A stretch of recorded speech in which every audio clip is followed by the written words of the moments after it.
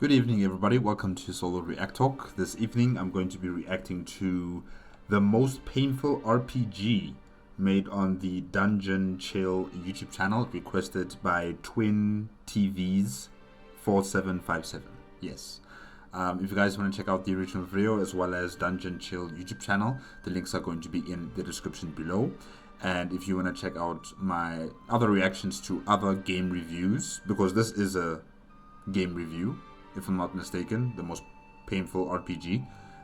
So yes, if you guys want to check out my other game reviews, remember that the reaction playlist card is going to be at the top right here. Okay, let's start. 3, 2, 1, go.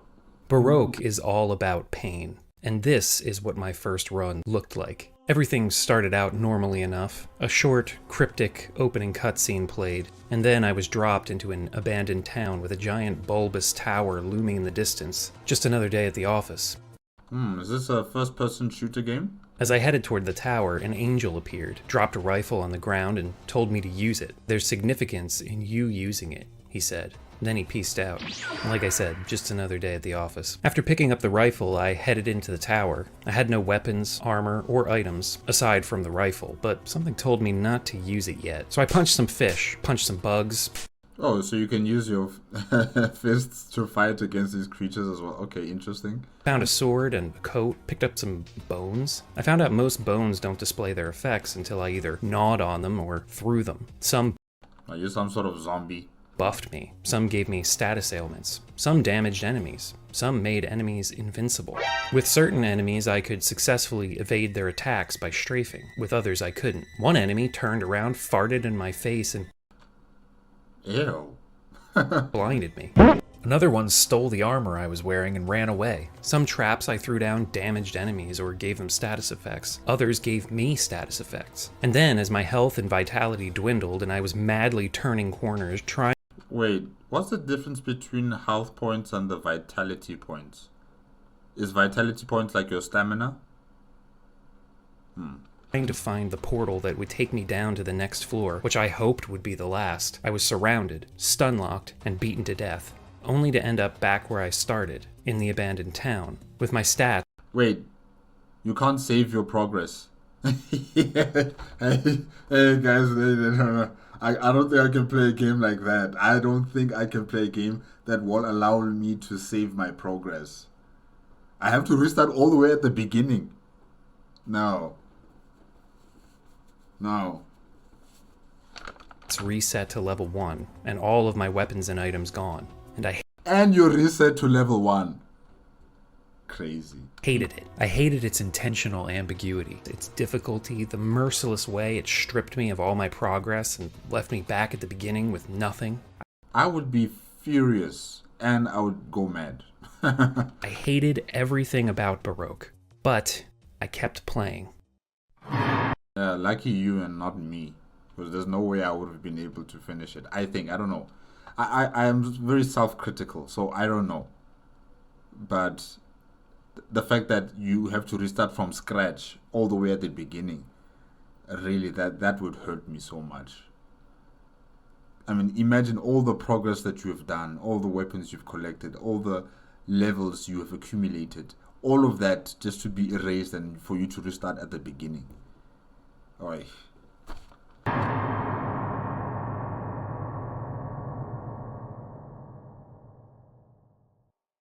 Baroque is a first-person roguelike dungeon-crawling action RPG developed by Sting Entertainment, originally released for Sega Saturn on May 21st, 1998. It Wow. That's a console? Wow. was then tweaked, enhanced, or ruined, depending on your perspective, and released on the Sony PlayStation with a new subtitle, Uganda Mosul, Distorted Delusion, on October 28, 1999. It was then remade for the PlayStation 2 with an entirely new art style and third-person perspective, and this version was released on June 28, 2007, followed by a port to Nintendo Wii on March 13, 2008. Both the PS2 and Wii remakes got North American and European releases in 2008, but the original Saturn and PlayStation versions stayed in Japan. Even in 2020, when a Nintendo Switch port of the Saturn version became available to download, this also stayed exclusive to Japan. For Why did they do that? some reason, it doesn't seem like the powers that be want Western players to experience the original versions of Baroque. However, maybe it's more scary, or I don't know, violent in a way. thanks to the efforts of Pliskin, a fan translation of the PlayStation version was released in 2022. This was followed by a translation of the Saturn version, also by Pliskin, in 2023. This video is focused on the original versions of the game, specifically the Saturn version, since it was the first release, and many fans consider it to be the best version of the game. I also just like to promote the Saturn any chance I get. I did play a bit of the PS1 version, and though it may appear similar to the Saturn release, there are several key differences, which I'll get into later. I did not play the PS2 or Wii remakes. Well, I mean, I tried them out to get footage for this part of the video specifically, but I don't care for the art style and other aspects of the presentation. I know for a lot of you this is how you first experienced the game, so you might have some attachment to it, and I get that, but yeah, it's just not as interesting to me as the originals. There's a darkness to the visuals of the original game, especially on the Saturn, where the reds and blacks of the environments and backgrounds just seem to pop more. The sprites for the NPCs and enemies have a darker, more sinister style to them that just fits the overall tone of the game better than the more early 2000s kind of generic anime approach that the remakes went with. And you could see with the Saturn version, in terms of as you're progressing into the rooms or into the corridors, how dark it is. Like, you can't really see very far.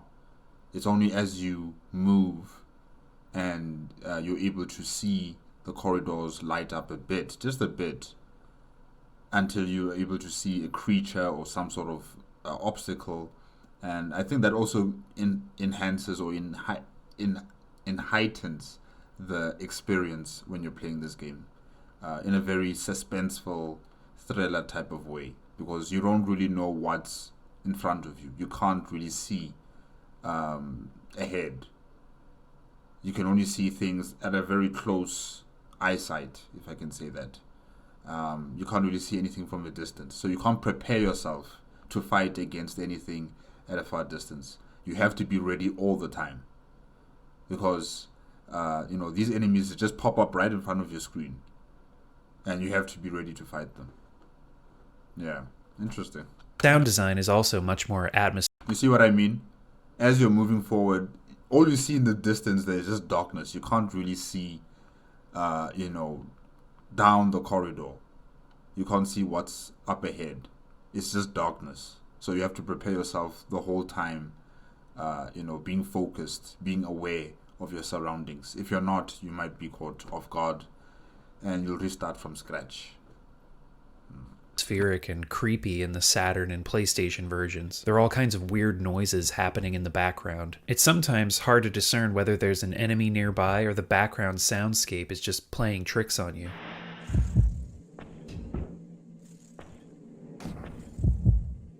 I hear a heartbeat. What is that? The music, too, is more foreboding in the originals. The PS2 and Wii versions go for dark, techno tracks during cutscenes and exploration, which aren't bad at all.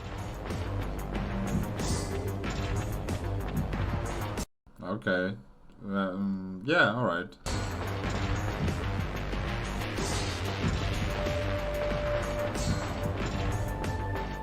But I prefer the more ambient, atmospheric cuts in the originals.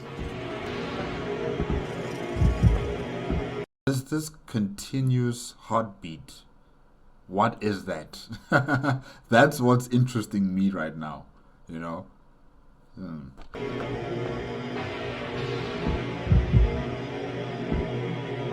What are those fishes doing? Ugh. No matter which version you choose to play, though, Baroque is a bewildering experience for first-timers. Its narrative is perplexing, its characters and world are just bizarre and unfamiliar. It's hard to find a comfortable foothold with any aspect of it. Baroque's core gameplay mechanics are deceptively simple, but they're buried under layers of intentional complexity. There's also the RNG to contend with. This is a roguelike after all. But like any well-designed roguelike, the more you play, the more you learn. And the more you learn, the more you can begin to develop strategies for surviving and making it to the bottom of the tower so you can shoot God in the face. You're killing a god? Huh. Baroque is a Japanese game from the 90s, so of course murdering a deity is the end goal. I mean, we kind of see that happening in many anime TV shows. If you guys watch anime, then you'll know. The protagonists are killing gods almost all the time. So yeah, it's not really a surprise. It's just I didn't expect that you'd be killing a god in this game too. It looked like an alien invasion, but I guess not. This is like supernatural, situations and not extraterrestrial. Or is it?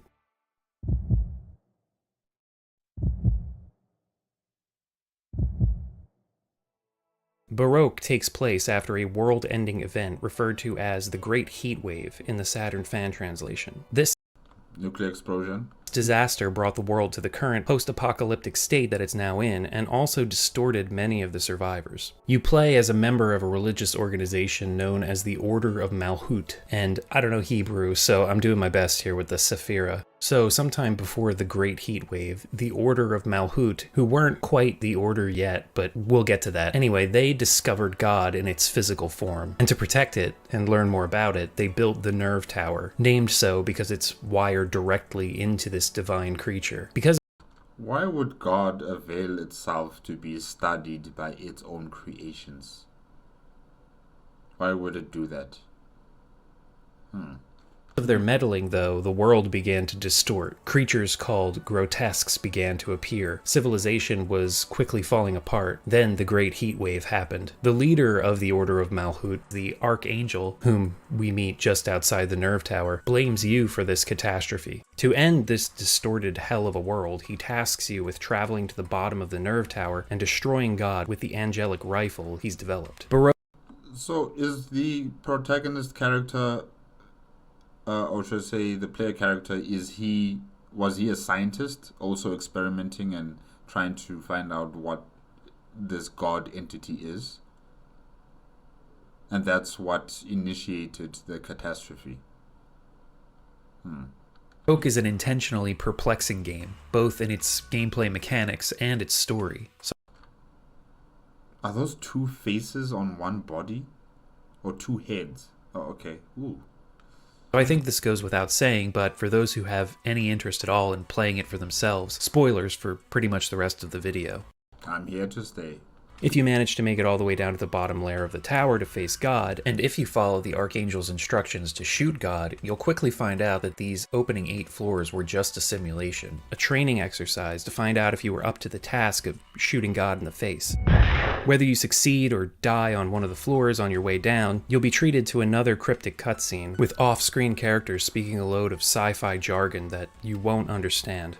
The specifics change slightly depending on whether you died or finished the dungeon, but that doesn't really matter here in the beginning. You're apparently a failure that they consider terminating, like the others, but ultimately they decide to let you continue. A failure like the others. So you're not the first and you won't be the last. So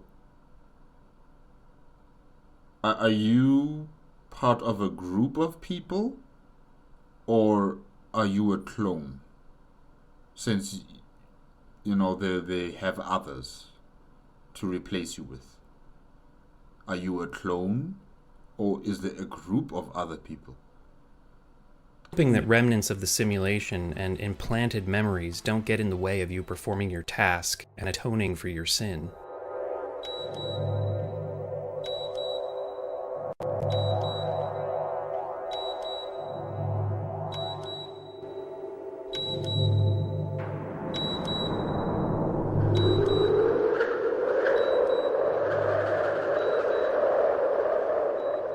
Then you're back in the outer world, only this time the town is populated by strange beings like Neck Thing, Neck Thing? Sack Thing, Sack Thing? Wow, that's actually their names. and the Horned Woman. I didn't just make up generic descriptors to identify these NPCs. No, I see the names. I see the names on the screen. Yeah, you definitely didn't make them up. The game developers made them up. Wow. Okay. NPCs either. These are the names that appear on screen when you speak to them. Each of these characters has been distorted by the initial capture of God and the great heat wave that occurred after, and each of them holds on to some guilt from their past that weighs on them. As you go through the game, they'll reveal more about themselves and the world to you. You may also run into other NPCs in the tower itself who may be connected to some of the ones on the surface. My gosh, this guy has a head here and a head further down below his body. Oh gosh. Like members of a group known as the Coriel, who are trapped inside confinement caskets and just want to die. Box Thing, who is actually Sack Thing's father, he believes that he murdered her and that she exists inside the box he holds. Urim and Thummim, who originally were two separate characters that merged together during the Great Heat Wave, and a few others. Also out here, you'll find the Sentry Angel, who guards the entrance to the research lab, as well as Coffin Man, a guy who's building a training dungeon, goddammit.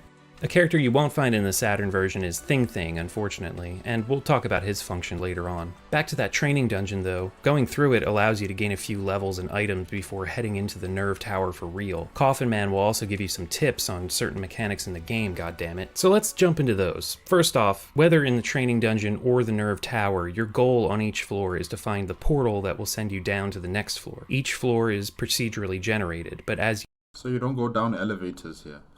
you descend, certain floor numbers will always contain certain NPCs or events. You also have access to a handy auto map that can be brought up at any time by pressing the B button. Before we get to the specifics of progression though, let's look at some of the core mechanics of the game. You have hit points and vitality at the top left of the screen. Vitality constantly depletes, but while you have vitality, your HP regenerates. Run out of vitality and your HP begins to deplete. When that drops to 0, you're dead.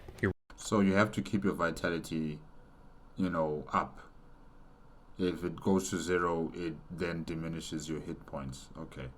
Run is over, and you start back in the outer world with your experience reset and all your items gone. Helpfully, most enemies drop crystals that restore a few points of vitality when collected. Health and vitality can be restored by eating flesh. Either Are you sure you're not a zombie, man? found lying around the tower. You don't even cook the flesh. You just eat. Just like that. Or dropped from enemies. Different types heal different amounts, but flesh can go rotten, so you either use it or lose it. That's why I'm saying you don't cook that food, you just eat. And what if it's like cannibalism? No, seriously, I think you're a zombie. I think you're a zombie. That Archangel is not telling you the truth. Archangel is keeping secrets from you. You are definitely some sort of zombie. Quite figured out exactly how long it takes for flesh to go rotten. It might even be another RNG factor, but it's usually good for several floors. If you are put in a position where you need to eat rotten flesh, you'll still be healed, but you'll also get a stomachache. This isn't just a no-brainer thing that happens. A stomachache is a potentially crippling status effect that lowers your attack and defense by 1 point each permanently. There are only a few items Permanently? Oh my gosh. I guess by all costs you should not be eating any raw, rotten meat. Yeah. in the game that can relieve a stomachache. So, just like in real life, you'll need to think carefully before you decide to ingest rotten flesh. There are a few other items besides flesh that also heal you, but it's best to hang on to these when you find them, since they don't go rotten and you can save them for emergencies. If you eat certain flesh types when either your HP or VT is full, your max values will rise. Early parts of runs often involve deciding whether to save your stock of flesh for when you're hurting or consume them now for the stat boosts. As you kill monsters, you'll gain experience and level up. Leveling up increases your base attack and defense, and also raises your max HP. Your VT, however, will remain the same, so the only way to increase it is through flesh consumption, or augmenting it with equipment and other items. There are only 3 equipable items in the game: swords, coats, and imitation wings. Swords are the only weapon type. Well, except for the angelic rifle. That thing one-shots every enemy in the game, but it only carries 5 shots total. 5. I better use this gun on the main enemies, like the boss level enemies. Maybe it's best not to shoot it at all.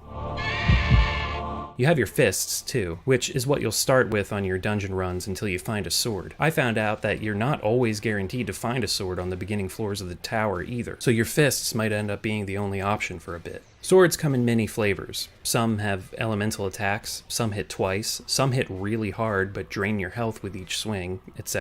What? Coats are your only armor type in the game. Much like swords, they have a chance to provide a variety of bonuses beyond just increasing your defense. Imitation wings are your accessory items. They grant stat boosts and other effects while wearing them, such as increasing health regeneration, decreasing vitality drain, boosting experience from defeated enemies, protection from status effects, and so on. Your character can be further augmented with brands and parasites. Brands can be applied to your weapon, your coat, and you can even brand yourself. You can only have one. So it's like a seal of some sort. One brand on a sword, coat, or yourself at any time, though, and they can't be removed unless you find an erasure brand, or die, of course. Man, that just sounds like a lot of work. You have to find a brand remover. Wow. And I'm thinking about games of, closer to my time. You can have, for example, you can enchant your weapon. You can enchant your armor. You don't have to unenchant it and then enchant it with a new, sigil or seal or enchantment. You don't have to do that. You just enchant it. Continue enchanting it with a different ability or advantage to it. You don't have to unenchant it. So this looks like a lot of work. In this game, it's a lot of work. It's a lot of work just to try and improve your weapons. You have to improve it, and then if you don't want that improvement, you have to unimprove it, and then you have to improve it with another one. Yeah, I don't know. Seems like a lot of work. The most useful brands I found is Wave, which, when branded on either your sword or yourself, grants a chance to release an energy projectile when you swing, allowing you to attack distant enemies or... Nice. I'll stick with this one. I will stick with this one. I'm not going to unbrand it and put another brand on it. No, I'm sticking with this one. Or attack through enemies when they're lined up just right. If your sword has an elemental affinity, the wave attack will also have that affinity when it connects. Having wave is incredibly useful for some of the late game enemies that can easily shred through your health or derail your run with crippling status effects. Worms infest the character and can also... Well, of course worms can infest the character. You're eating raw meat. You're not cooking it. You're eating rotten meat. Provide various bonuses or boosts. You can also only have one worm infecting you at a time. If you use Wait, the worms are good? You need the... I thought it was bad. I thought it was bad. Wow, okay, well, that's a twist. another, the first one will die and become a corpse in your inventory. Other items you'll find in the tower include injections that provide healing, permanent stat boosts, and other effects, boxes which contain equipment or other items but have a chance to explode when being opened, torturers which act sort of like magic spells. Using them will hit all enemies in a room with an effect. But they can also do other things, like bring all the enemies on the floor into the room you're currently in, clear out half the grotesques in a room, or turn them into rotten meat. Getting creative and using multiple torturers, one after the other, to combine effects can really make your life easier in some situations. You're like an alchemist in a sort of way. Yeah, like a arcane specialist mixed with an alchemist together. Yeah. Interesting. Patterns, which are like traps, they can be installed and stepped on yourself to affect enemies, or reversed so they can be thrown out for enemies to step on and hit themselves with whatever effect they have. Figuring that out provided some of the more frustrating moments of my early runs. Finally, there are bones, which can be gnawed on or thrown at enemies. Bones can provide both positive and negative effects. Some increase experience gained for a short time. Some grant invincibility for a short time. I guess nothing goes to waste when it comes to defeating your enemies. You take their flesh and you take their bones. You eat their flesh and you gnaw on their bones for power. Like, nothing goes to waste. It's very interesting.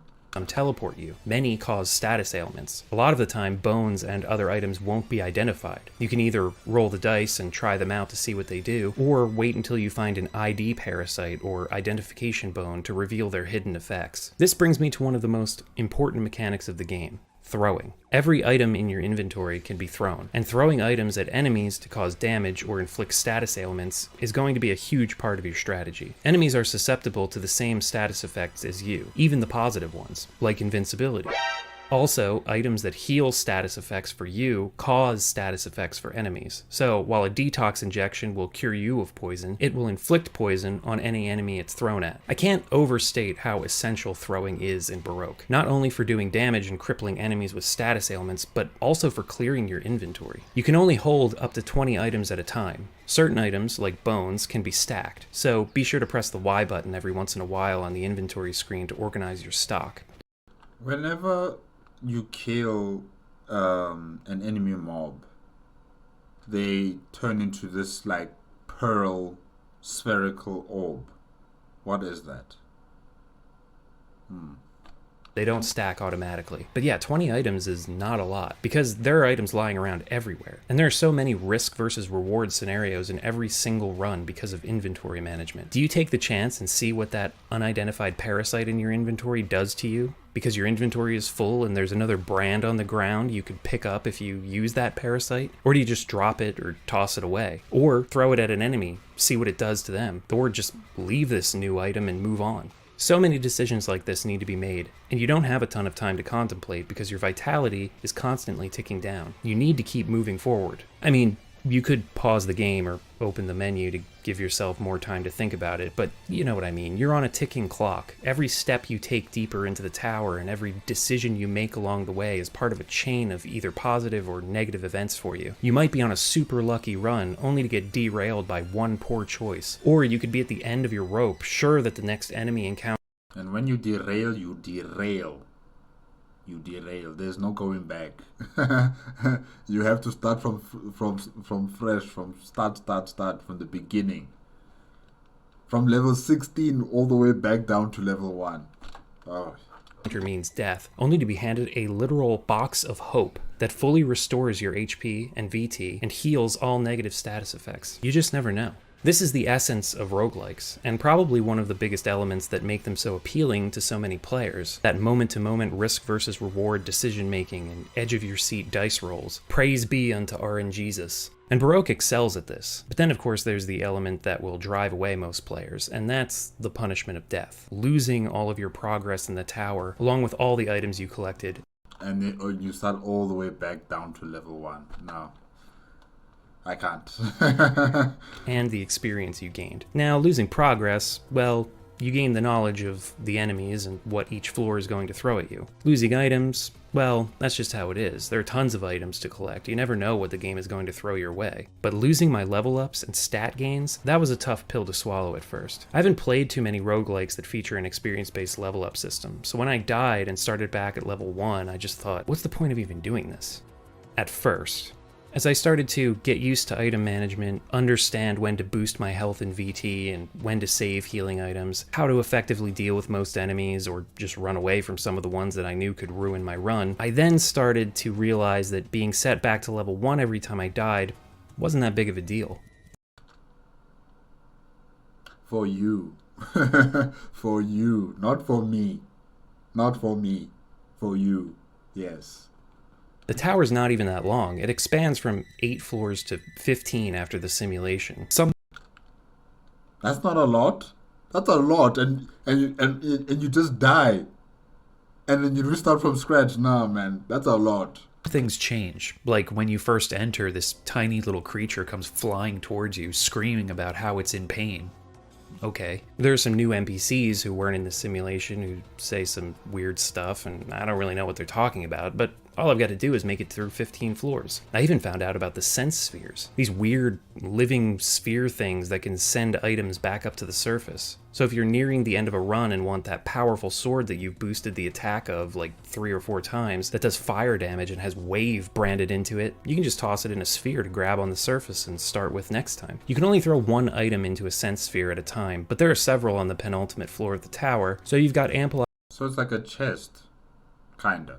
Opportunity to toss your weapon, your coat, and a pair of imitation wings you're partial to. This is also where the extra NPC in the outer world of the PlayStation version, Thing, comes into play. In the Saturn version, the items you throw into the sense spheres are just left on the ground on the path to the tower for you to grab. If you don't pick them up before entering, though, they'll be gone forever. In the Okay, so it's not really like a chest, but yeah. PlayStation version, Thing holds onto your items. You need to punch him to get him to cough them up, which is his kink, and I ain't gonna shame him for it, but yeah, as long as he's holding them, they won't disappear. The amount of items he holds can also be upgraded throughout the game. But anyway, holding onto items, what's even the purpose at this point, you know? This is the end. I died several times trying to make it this far and had to start over, clawing my way back down to this point. But overall, this was a pretty good game. I went from not really being down with a roguelike with experience and level-based stats to actually enjoying myself, reveling in the dice rolls, throwing my hands up to RNGesus in defeat or praise.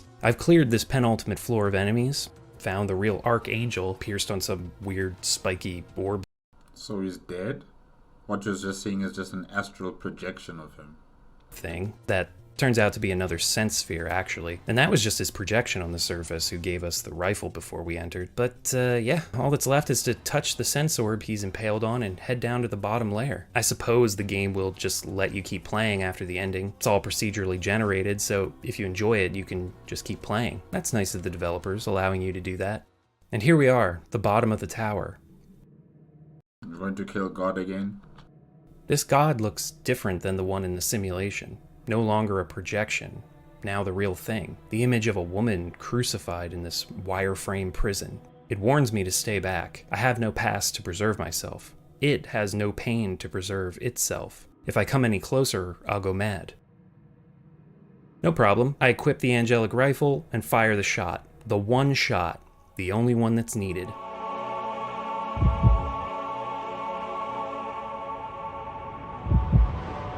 Don't go mad, don't go mad, don't go mad. Huh.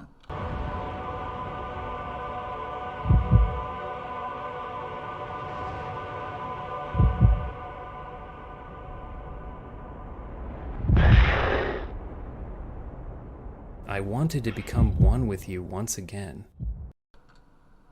Okay. I mean, if you're God, I don't know how anything that your children have created are able to affect you. I just don't get it. Why have you allowed yourself to be in this position? You are God. Huh.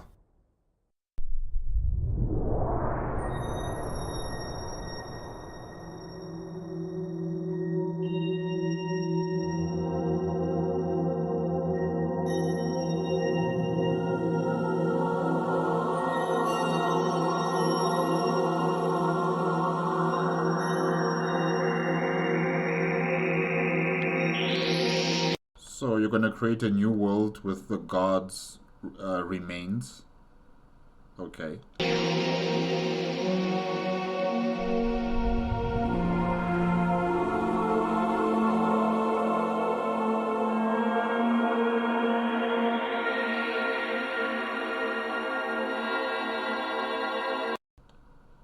The new world by yourself. Well, he's going to do it anyways, it seems.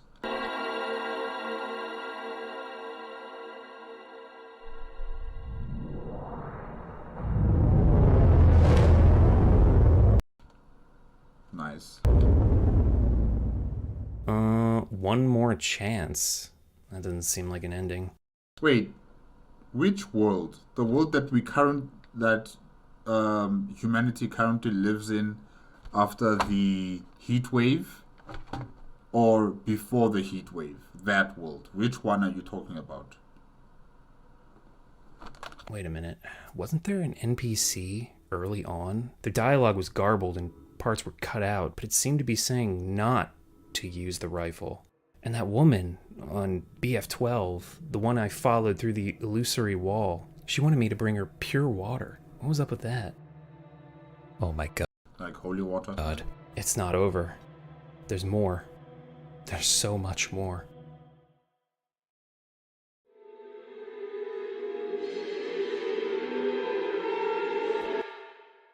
This son of a bitch is lying. Well, of course he is. not really. I mean, No, really, he is.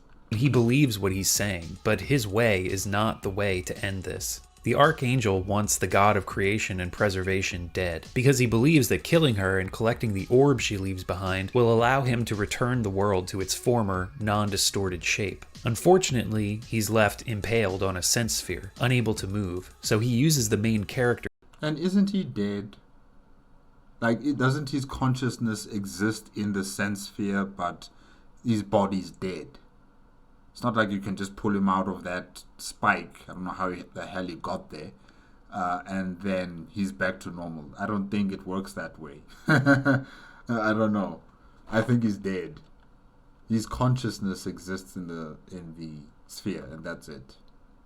So he can't really do anything To carry out his plan. However, from the cutscene that plays after you choose to follow his orders and shoot God, it's clear the main character has different ideas. At this point, you're probably still just a little bit confused about what is actually happening in the story of Baroque, and why it's even called Baroque. There's some information you can glean in the game by talking to NPCs and viewing certain cutscenes, but the triggers for many of these events are difficult to figure out, the dialogue in particular. In fact, the PlayStation version has a scene list that keeps track of every single line from every NPC, and apparently filling out this list completely is one of Baroque's biggest challenges. Certain events need to be triggered in certain orders, and it can take dozens of runs through the game to get everything. And even then, you might not get all the lines to unlock. The criteria for certain dialogue can be really weird. For example, there's a status effect called Lust. When enemies are inflicted with it, they'll stop attacking and just follow you around, leaving you free to attack them without retribution. If you are inflicted with lust... What a strange name to use for an effect called lust. Interesting. Though, all enemies and items turn into beautiful women. Hey! To trigger a couple of the dialogues with some of the women characters, the main character needs to be aroused when speaking to them. There's even one line that's permanently missable from the PS1 exclusive character Thing. It involves not speaking to him for your first 3 runs of the tower. Kind of annoying to do since he stores the items that you throw into sense spheres in the tower. Still, you could consider your first 3 runs a wash and attempt this, but if you mess it up, you have to delete your entire save file and start over from the beginning, since Baroque has a system data file that keeps track of all these triggers. Brutal. And even so, a lot of these lines of dialogue amount to little more than filler or flavor text. As I mentioned, there are lore moments here and there, but to figure out the bulk of the backstory, you're going to have to dive into Baroque's Japanese-only guidebooks. Yes, books. There are multiple books, as well as interviews with the creators. In the PS2 and Wii remakes, there's a character in the outer world named the Baroque Monger, who will give you lore descriptions when you show him certain items. He doesn't reveal everything about what's going on though, and this character doesn't exist in the original versions of the game. Also, the remakes change some of the story details. Certain characters have different motivations, and some relationships between characters aren't the same as they are in the Saturn and PS1 versions. For those who've played the remakes, keep that in mind during this next part of the video, though I'm sure there are still going to be people in the comments chastising me for getting stuff wrong and referring to plot details that only exist in the remake. Just mark, right here, right now, I tried my best to give a warning. The story of Baroque is very weird and complex, but it's not that confusing once you put it all together. It's just difficult to actually do that, and its details depend on which version of the game you're playing. Luckily, there's a fan site called The Nerve Tower, which is an incredibly comprehensive resource to both the Saturn and PS1 versions of Baroque. It's insane how much information is collected there, and how detailed it all is. Truly a passion project from its curators. Also on this site is a chronology of events leading up to the beginning of the game. I'll give a condensed This is what we need. version here, but all credit for this information goes to the person or people who run the Nerve Tower website. In the timeline of Baroque, at the end of the 2020s, scientists discovered a previously unknown life form on Earth and formed a think tank organization called Coriel to study this new finding. The Coriel learned that these creatures could take in matter and spit it back out. At first, they didn't understand the purpose of this, but after further study, the Coriel found that the world has always been full of anomalies and distortions. Humans just couldn't perceive them, but these creatures could, and their purpose seemed to be correcting these distortions. The new life forms were named sense spheres, and by tracing their origin, the Coriel soon found out that the sense spheres were part of a larger organism. They pinpointed this entity's location to a spot in the Pacific Ocean near the coast of Japan. The Coriel then started a joint venture with the Japanese government and other corporations. They built a man-made island over the spot where they believed this larger organism was located and started drilling. Deep under the ocean floor, they found what they were looking for and also determined that this organism had in fact created the entire universe. Human beings had finally found physical proof of God's existence. You know, for some reason this is taking me back to Evangelion. You know, what was the backstory behind the angels and, you know, Nerve? I just forgot, but it is quite similar, I would say, to Evangelion. Yeah, I think so. However, they couldn't communicate with it, so the joint venture put together a research team to develop their own artificial sense spheres, hoping to send information through them as a way of talking with God. One of the lead researchers on this team was named Tenjo Kyushiro. When he attempted to use an artificial sense sphere to speak with God, the experience caused him to go insane. For some reason, though, the rest of the research team just didn't notice. I don't know, maybe he was just always kind of a weirdo. Anyway, after his failed communication with God, he got it in his head that by destroying God, he could create a new world in his own image, where there would be no hardships or suffering, a world free from pain. To get people on board with his new plan, though, he recorded the voice of God that he had heard and that had driven him insane into an audio file that he called the Tarantella Melody. Tarantella being a set of Italian folk dances. I don't know. Then he made others listen to it, which caused them to also go insane. After he'd driven all the members of the government, the corporations, and the Coriel mad with the Tarantella Melody, he seized control, started referring to himself as the Archangel, and changed the name of the joint venture organization to the Order of Malhut. They also started wearing imitation wings because they saw themselves as angels.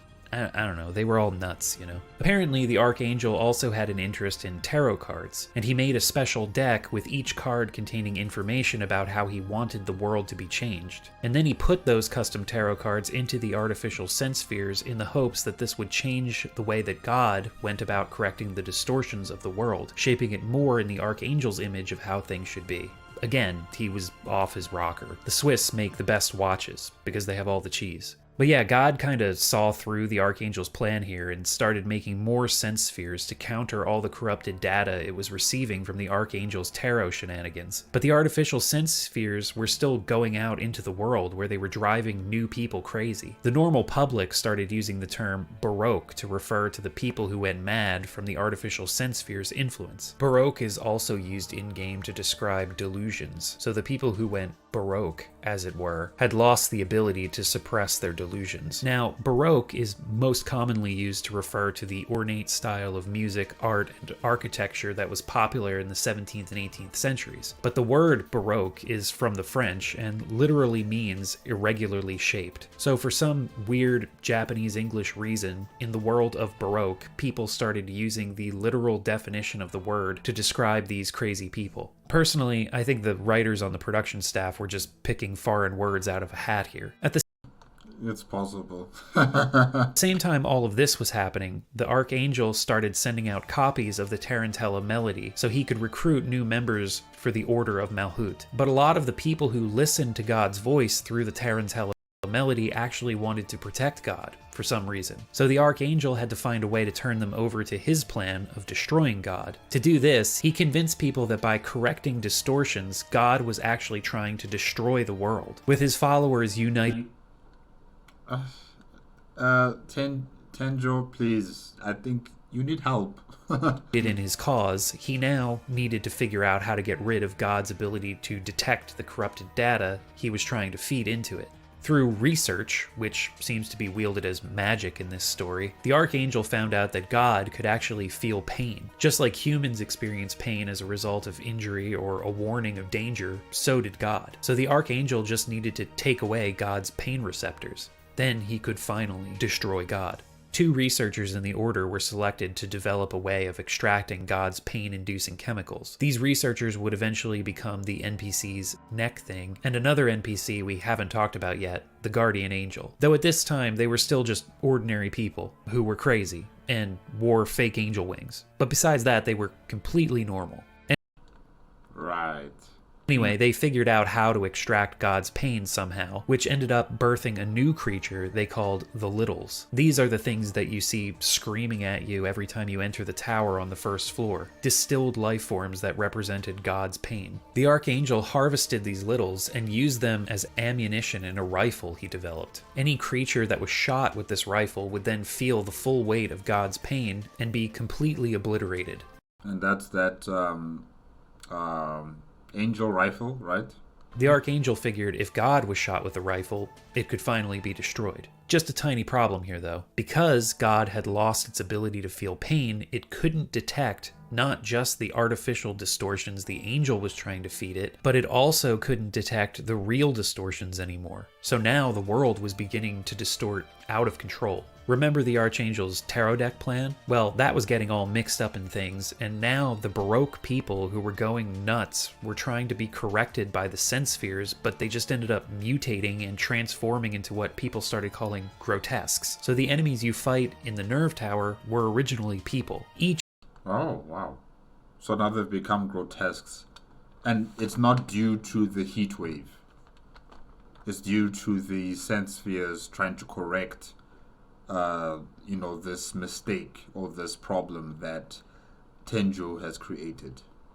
Which is a representation of a tarot card and a corrupted version of the Archangel's plans to change the world in his image. So there's that. But then the Archangel had an even bigger problem when one of the new recruits to the Order went inside the nerve tower and played the Tarantella melody. Some members of the Coriel, the original think tank group of the joint venture, before they all became the Order of Malhut, were inside the tower at the time. And after hearing the melody again, they snapped out of their delusions and realized the Archangel was just a crazy asshole. So they came up with a plan they called the Davar Fusion. Davar is another Hebrew word that means speech, talk, word, promise, and a bunch of other similar meanings. Anyway, the Coriel planned to have one of their own fuse with God, so that God could inherit the ability to speak with humans. They chose the 12th Coriel, who had been born as a conjoined twin, one heart between 2 bodies. When this member was just a child, doctors came to the conclusion that one of the twins would have to die for the other to live. Number 12 didn't get to make this decision for himself, since he was still a child when the operation happened, but his brother died so he could live. Or at least, that's how he perceived his own past. The whole twin thing could have just been part of the madness that listening to the Tarantella melody maybe still left unreversed even after listening to it again and breaking free of the Archangel's control. Either way, the survivor's guilt that number 12 felt was very real, though the other Coriel didn't know about this. They just thought he was a good choice for the fusion since he had already lost half his body. Again, I don't know, I guess that's some kind of logic. The Coriel carried out their plan, but the Archangel caught wind of it, and while number 12 was in the middle of fusing with God, he physically pulled them apart. This created an intense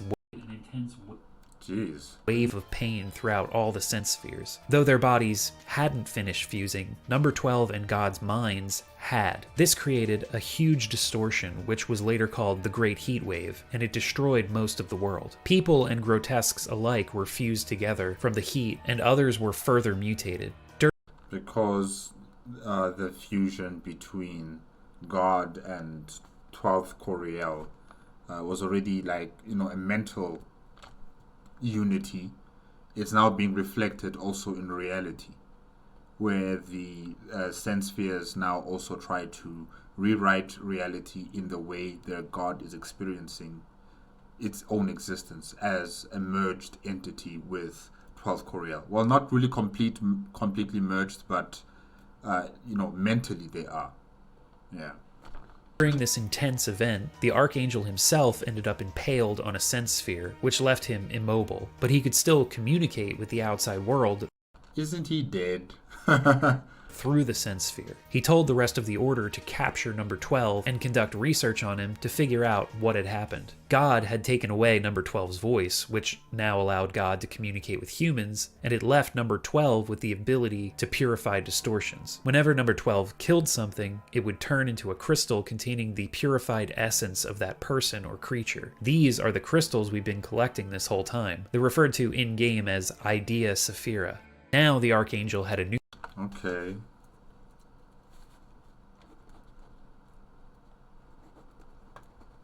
Idea Saphira.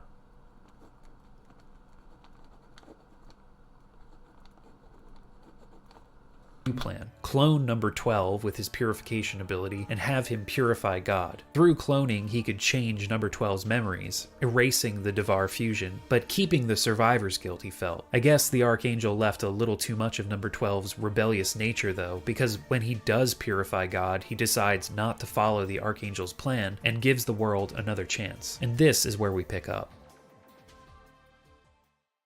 And yeah, after finishing this section, I realized that backstory was not all that condensed after all. But if you want an even more detailed write-up about the events leading up to the beginning of Baroque, including footnotes referencing specific NPC dialogue, guidebook information, and creator interviews, check out the Nerve Tower site. There's a link in the description below. But anyway, it's time to head back to the tower. The Archangel will still give you the angelic rifle, even I think with all of that information, I will use Google.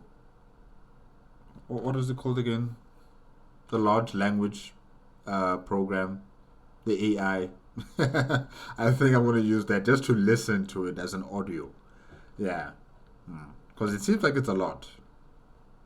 though we're not down with his plan, but we're just another clone, so maybe he's hoping this one will obey. Also, because I stupidly thought shooting God would end the game, I did not use the sense spheres to send any of my items back to the surface, so that awesome fire sword with the wave ability, gone. I cursed the game for quite a while during my next run of the tower for that one. I mean, I should have known, but I was just excited to have reached the end. I was running low on VT by the time I got to the Archangel, totally depleted actually, so I don't know, I just wasn't thinking. Anyway, there are two things that need to happen on this run through the tower. One, on BF12, you need to find the NPC Eliza and follow her through the illusory wall. You can meet her briefly on BF2, but meeting her on BF12 specifically is where the first trigger is. She tells you that she wants you to bring her pure water before fading away. The second thing you have to do is, when you reach the bottom layer and confront God again, instead of shooting her, you need to walk towards her to attempt the Devar fusion once more.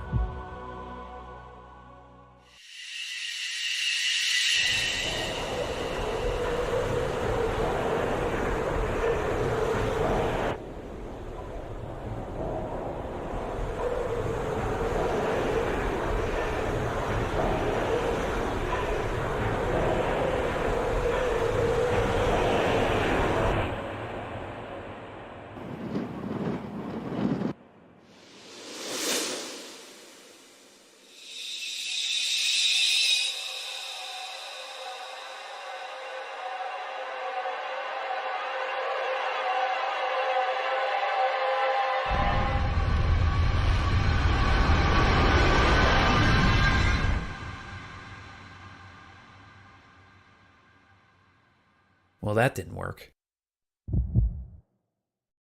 So, merging with God is not working, shooting God is not working. What else is there?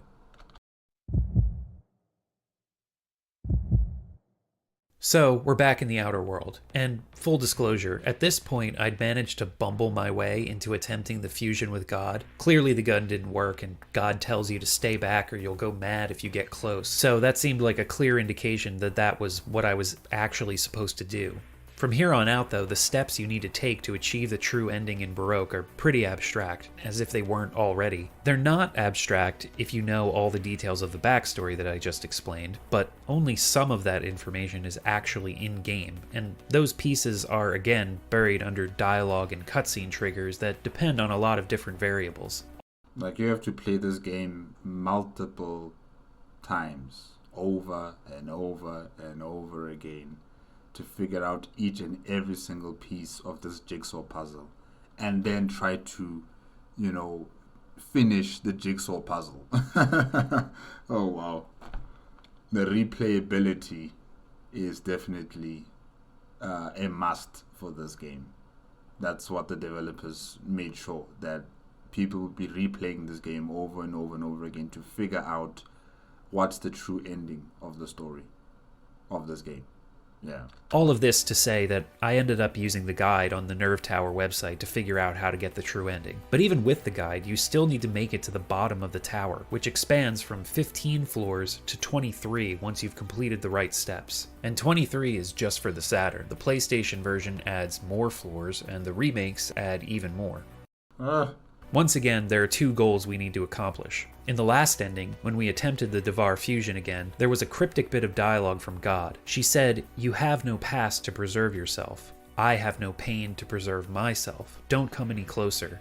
Any further and you will go mad." We saw what happened when we approached God in this state. The main character was still racked with survivor's guilt over the supposed death of his twin brother. For the Devar fusion to be successful, we need to restore the main character's past and restore God's ability to feel pain that was taken away by the Archangel's interference. As I've mentioned though, the steps to achieve both of these things are a bit more complicated than our two goals from the previous tower run. So first things first, let's go check on those weirdo NPCs outside. What is going on? What happened to the rest of your body? Well, this is new. Neck Thing has buried himself in soil, crushed under the weight of his guilt at extracting the pain from God and causing this predicament everyone is in. He claims he has no right to continue living in this world, but perhaps he can find peace if he burrows into the ground. He also mentions he's hungry and wants a heart seed. This is just a higher level vitality healing item. You've most likely already run across several in the tower at this point. Now, you can run through the tower, find a heart seed, throw it in a sense sphere, then either die or complete the tower so that when you start again in the outer world you can grab the heart seed and give it to him. I suspect you're gonna have to do that if you're gonna want to finish the game. Each and every single nook and cranny needs to be investigated. Even if it means killing yourself to restart all the way from the beginning. You gotta do it. This will have Neck Thing turning into a flower that will sprout heart seeds. He'll do this for a few rounds of tower runs before finally turning into just a crystal, his Idea Saphira. Anyway, we need Neck Thing's Idea Saphira to advance the story. You see, you have to do it. But fulfilling his request for a heart seed takes a long time. So instead of doing that, if you have no heart of your own, you can just kill him right then and there, which is what I did. Oh.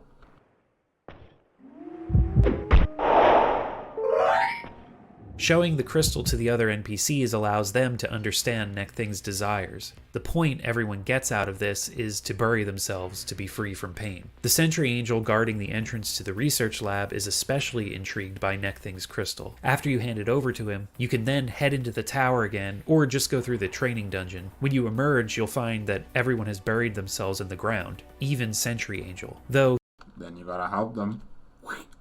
Things don't seem to be going so smoothly for him.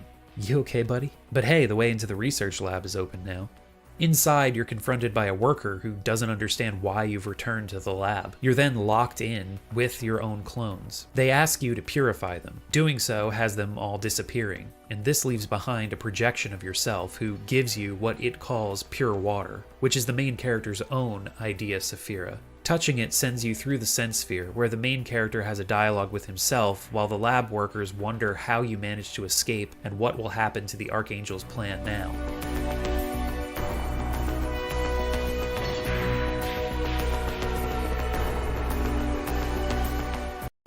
It will be thrown out with the rest of the garbage.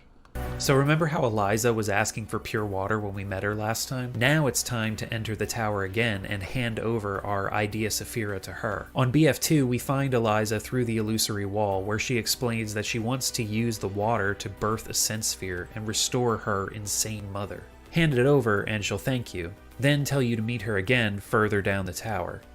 There's something else we'll need to do before we see Eliza again though.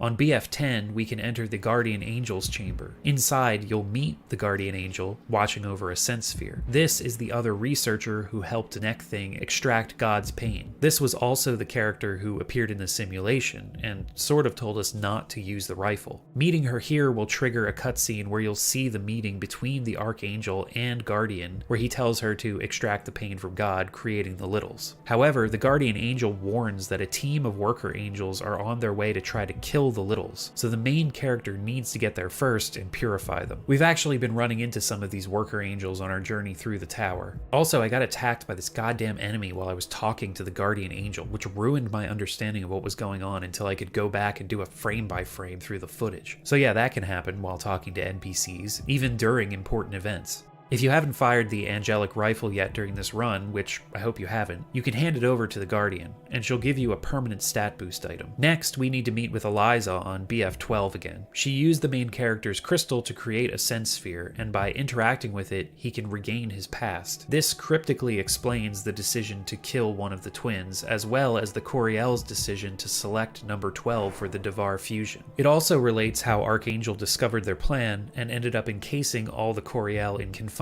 caskets as punishment for their betrayal. I actually missed this second very important meeting with Eliza on 2 separate runs through the tower and couldn't figure out why I wasn't getting down to the lower floors and just kept facing God again after BF13. I finally remembered that Eliza said to meet her again in the tower's depths, and this event causes the tower to divert beyond this point, so you can proceed further down. Luckily, once you've completed an event, it's always complete. You don't have to redo the research lab or handing over the pure water to Eliza.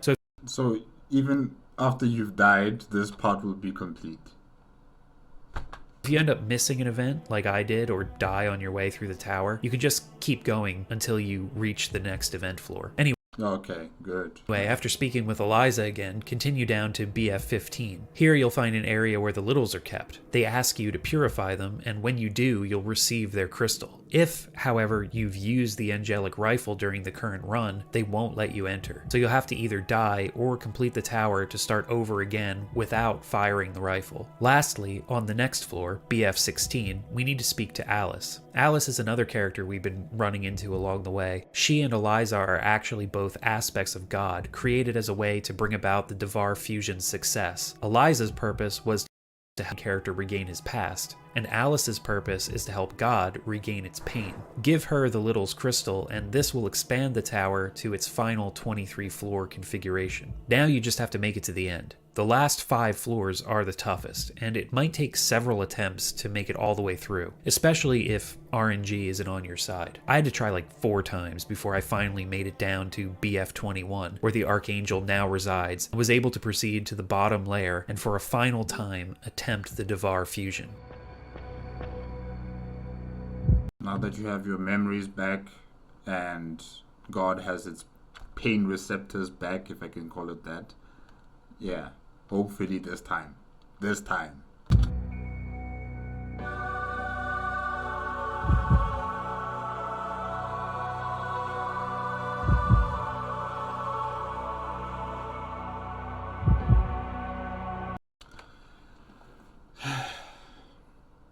What do you want us to do?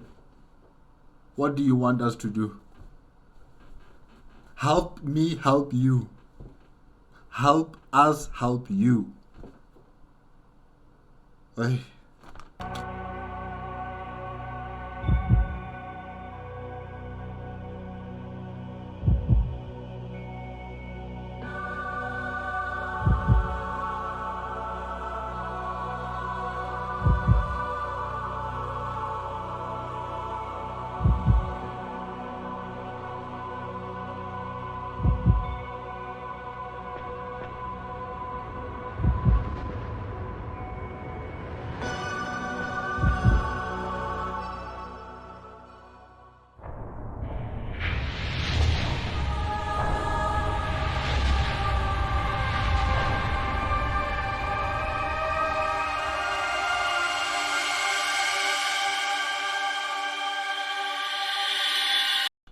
It doesn't sound like it went well.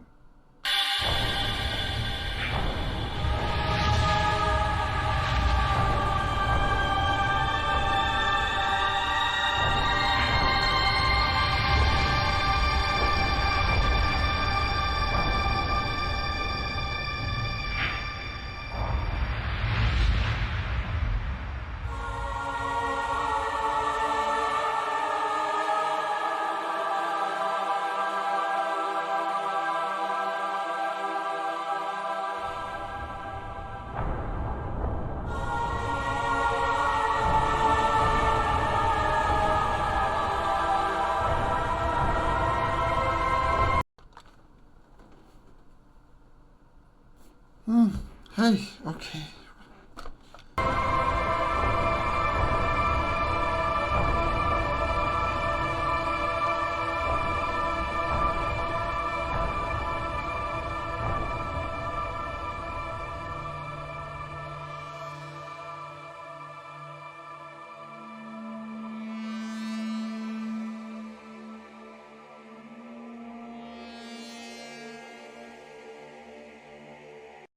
Archangel, look, you've left us in this mess that we cannot figure out.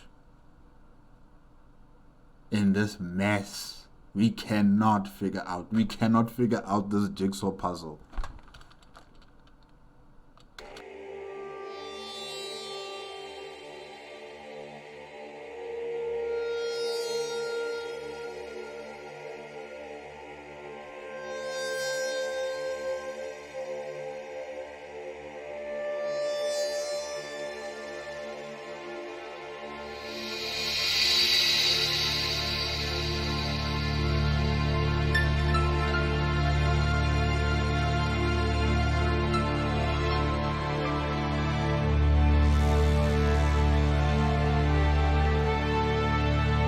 Okay, I'm not sure what are they talking about here, but okay.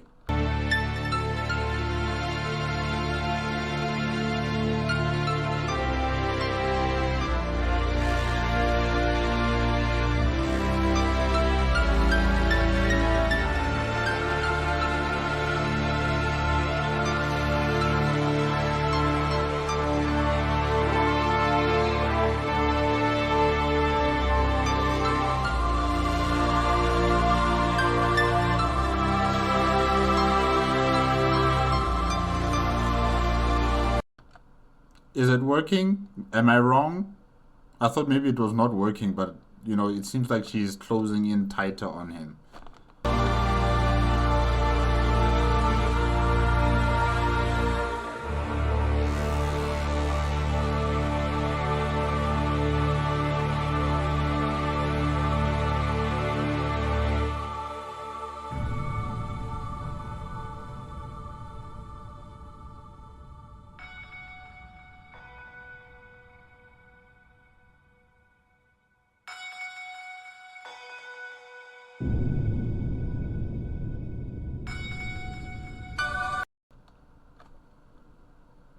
Okay.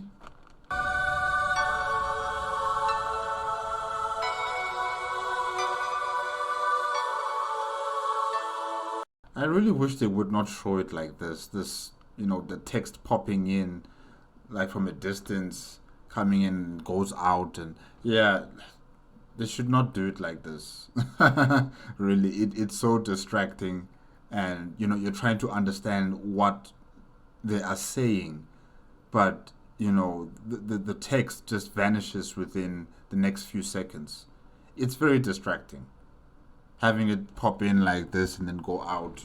Yeah, I think they're doing it for entertainment's sake, just to make it look eye-catching and popping, but for someone who's trying to read and understand, it's very difficult when things distract you like that. But anyways.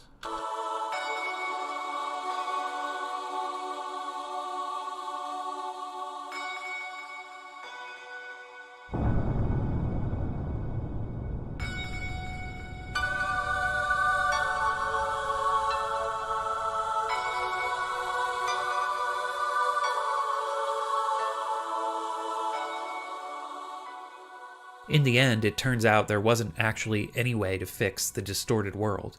This is its true nature, and the only thing anyone can do is accept it. Hold Baroque inside yourself.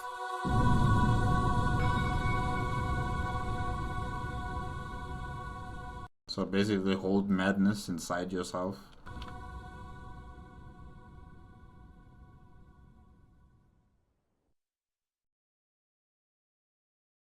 So in the beginning, when I said Baroque is all about pain, this is what I was talking about.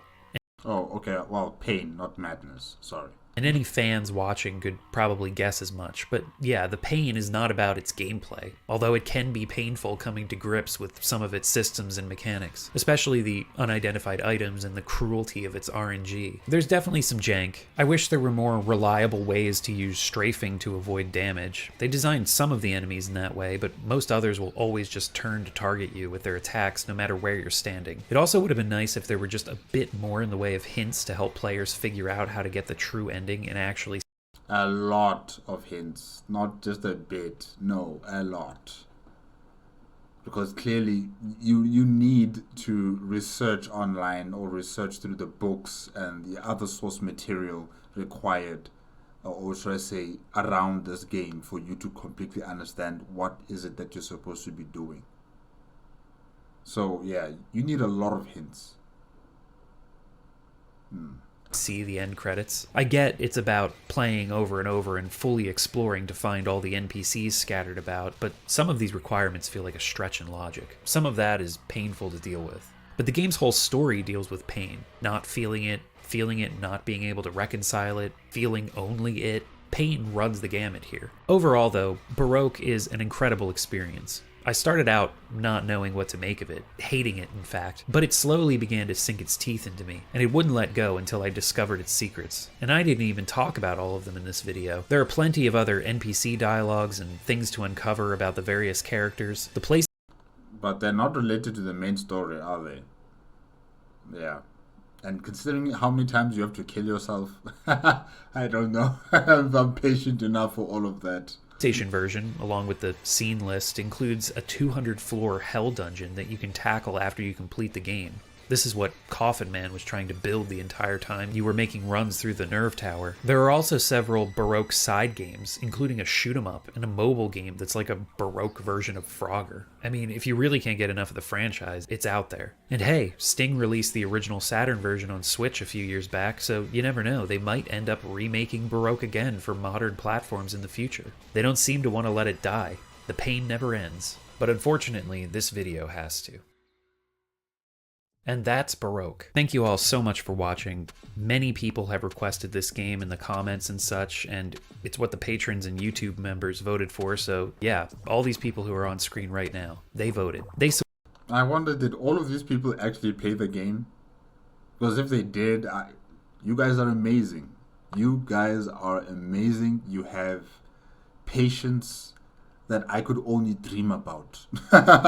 You guys have patience I could only dream about having, because I just don't have it. I don't have it. I'm very impatient. You know, if the game is not making sense to me in the first hour or two, I'm going to start getting frustrated. And when I get frustrated, I give up. I put it away. You know, I rest, I sleep on it, and then maybe I'll come back. But I will not be as interested as I was before. That's a problem with me. That's a serious problem with me. So yeah, I'm really impressed with all of you who have played this game, because it needs your patience, it needs your understanding, and really, I'm in short supply of that when it comes to games. I want the information stat. I want to understand everything as fast as possible. You know, everything has to be in such a logical order that, you know, even a 5-year-old could play the game. That's what I want. You know, so this game, wow, I'll start crying. Support this channel monthly, and if you want to join them, click the Patreon link in the description or hit the join button on this video page for a YouTube membership. You'll get to watch videos a couple of days early, get exclusive updates from me, and vote in occasional polls to decide what games I cover. If you donate $5 a month or more, you get your name read out loud at the end of videos like these Dungeon Architects, Antichrist Alex, Benifer94, David Carr, Goats and Goblins, Glenn Haven, Half HP, High Food Court, Izzy Lexus, Joshua Ayers, Justin Darnell, Captain Ketchup, Kyowa, Lunar Vale, Meownarchy, Nick Wolf, Richard Cutting, Shannon Gates, Stefano Urenia, and White Like Eyes. as well as these dungeon connoisseurs: Adon, Alberto Amatucci, Alfred Correa, Angen01, Bunzo, Chaos Arcanum, Charm Slurm, Chiral Spiral, Crassus Zero, Crippler Jones, Dazed Clockwork, Dika Glitterthroat, Hokun Buyum, Indigo Happy, Irregular Rob, J Butt Airline, Gemma, J Butt Airline? Jet Daddy, Jogoth Joshua Weber, Liana, Macrophage, Minced Meat, Mr. Independent, Nicholas Polstar, Noel the Monkey, Normal AI, Old Dead Lemons, Olaf Albine, Please Keep Making Videos, Pretty Cody, Prince Goof, Rainbows 98, Rez, Ribbon Black, Robert Brandon, Sable, Samuel Pandian, I like Rainbows 98. Yeah, that's a nice name. Samurai 85X, Solar, T, True Axiom, Tuesday Twin, TV's Brent, Warrior Song, Where Am I? Help, and Nice name, interesting. Zach Diedrich. Thank you all for your support, and thank you for watching. The next video, also voted on by the Dungeon Dwellers, is going to be Haunting Ground for PS2. So look forward to that. For now, Baroque. Check it out. Dungeon Chill. Out.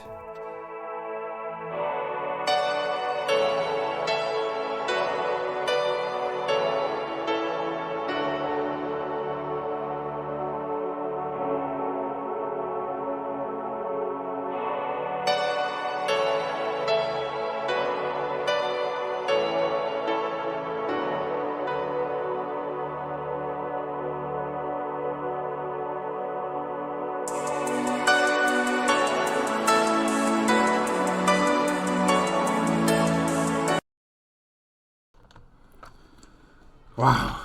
Guys, this game is a mind-melting game. It will melt your mind.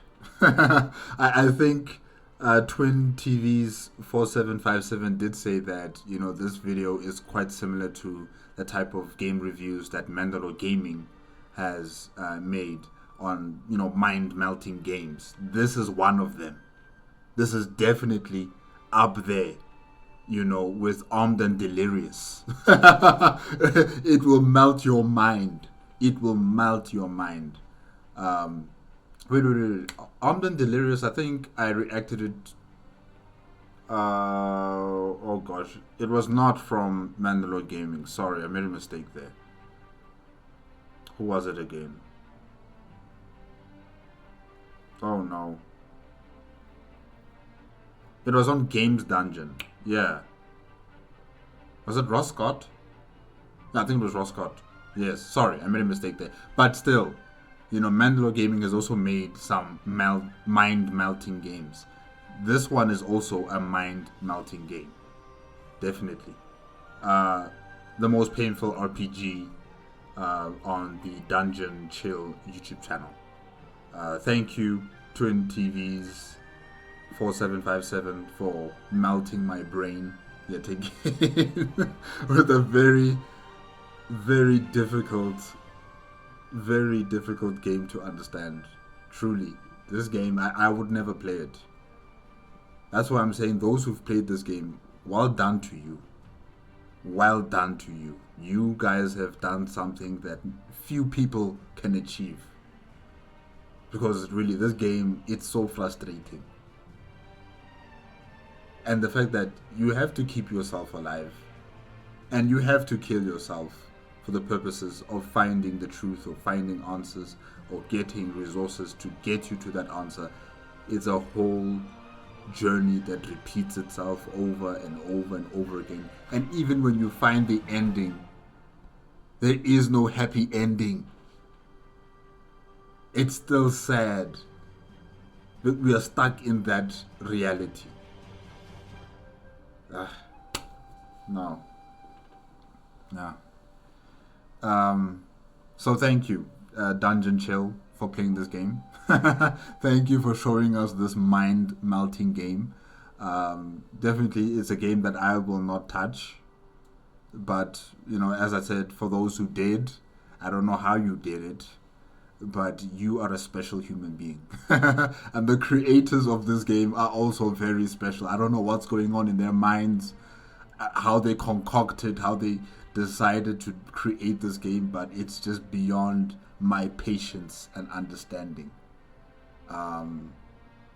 Yeah, really. I could never. I could never. But yeah, guys, that's it. That's it. Thanks again to Dungeon Chill. Thanks again also to Twin TV's 4757 for the request. Remember, guys, if you want to check out the original video as well as Dungeon Chill YouTube channel, the links are going to be in the description below. If you like my reaction, give it a like, comment, and subscribe to my channel. Click on the notification bell if you want to be up to date with my latest videos. And I'll see you guys next time. Okay? Good night.